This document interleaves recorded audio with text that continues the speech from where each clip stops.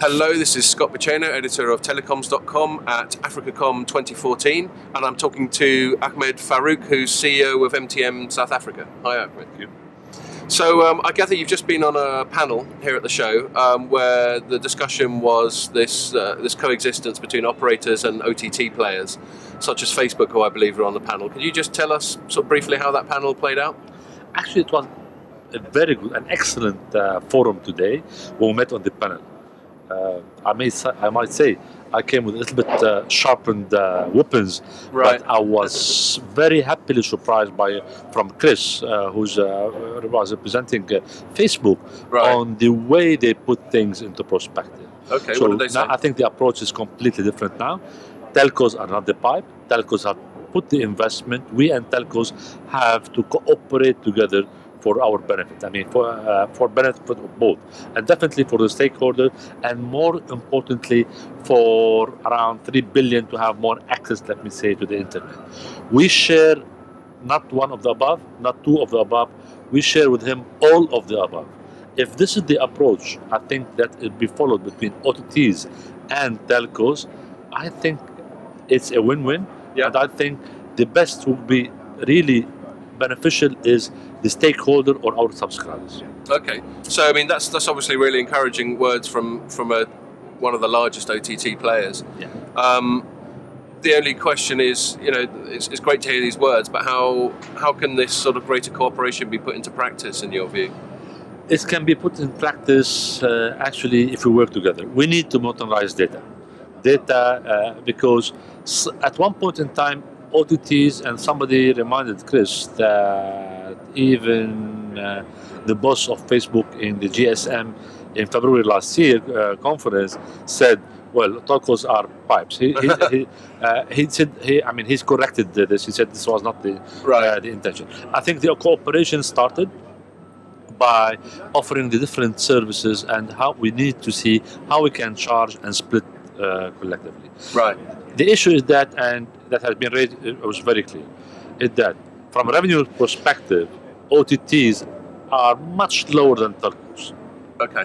I mean, if you look at the revenues of, I don't want to name them, but the different top OTTs, next to nothing. Right. However, their capitalization is like growing, revenues like this, capitalization like this. And their subscribers are growing, but they're still not making profit out of them on the time. Telco side versus the OTT, the capitalization, because the market is so more cautious now, is standing still. However, our revenues are at this level. Yeah. So if we have to make a certain balance, basically, and bring it through. The issues we discussed today is about how we can collectively go over several barriers: affordability, taxation, access, several issues. Rural telephony. I think Google. Facebook was saying they're developing kind of solar plane to provide rural telephony. Right. I think this is still a way to go. A bit futuristic. No, it will happen. I mean, it will happen. But for the time being, we still need to connect these subscribers. So we need to invest. To protect our investment, we need to have decent return. Data and broadband requires huge capex. Yeah. There's not a single network in this world, I think, under 3G, honestly. With the current pricing, the rate of return is 20%, 15%, if it's not negative. If you look at Europe, the amount, they're still till now suffering from the amount of, they paid in licensing for 3G. And for somebody to come and ride for free. Yeah, so actually that's all fascinating. It brings me on to another topic. Obviously, you're the boss of MTN South Africa, so I would expect you to be our local expert on this market. And I gather that, like for 4G spectrum, there isn't an auction here. It's offered up for free. Is that right? It's not an auction. I mean, there is certain consideration, but not in the auction like we used to in Europe. Because there's existing operators. There's not clarity, and I would say distribution of the entire spectrum. Each operator definitely would like to have more spectrum, and I think each operator, and I think my opinion is each regulator should encourage what happened in the UK. Yeah. For example, sharing. Right. Go share.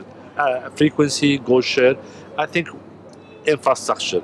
We're still a little bit away from this, but definitely at one day it's gonna happen. The market in South Africa is quite interesting. I think the last year it have moved in a way where telephony, voice, and data are becoming more and more and more affordable. Okay. The competition was quite fierce from the commercial aspect, and all networks, I think they have, specifically for us at MTN, we have our plans really for the South African market. We started from South Africa, and then we went to Europe, to Africa and Middle East. Okay. We operate in 21, 22 countries, and definitely this is our backyard. Yeah. So we're trying to get our act from the investment much more. I think the new game here will be LTE. So if you missed it from a market share, if you missed it from a revenue share in the area of, I will say, data under the edge and under the 3G, if you don't make it in LTE, right, then you're not in the game. You're not in the game. Okay. And it's quite, I would say, interesting times to come in this market. Okay, well that's fascinating. We're nearly out of time. I've just got one more question to ask you, just about the show AfricaCom here. Can you give us a few brief words on why it's an important show for you? I remember the first time, it's quite, I make sure that every year I come or be on a panel. It's quite interesting to see the different, I would say, components of this industry here. The content provider, the technical provider, the value-added services, the OTTs, the new visitors to this thing. I think it's quite a very successful event. My first time was here in 1999 or 2000. Those were the old good days. I think where I used to work, we launched our first prepaid platform in Africa, right? And it was precisely in Ghana, and then my growth was 100% year on year in number of subscribers. That's why I'm saying the old good days. But anyway, it's a good platform, it's a good forum, and thank you for the organizer. I wish them all the success. Okay, brilliant. Great speaking to you. Thank you, Scott. Thanks a lot.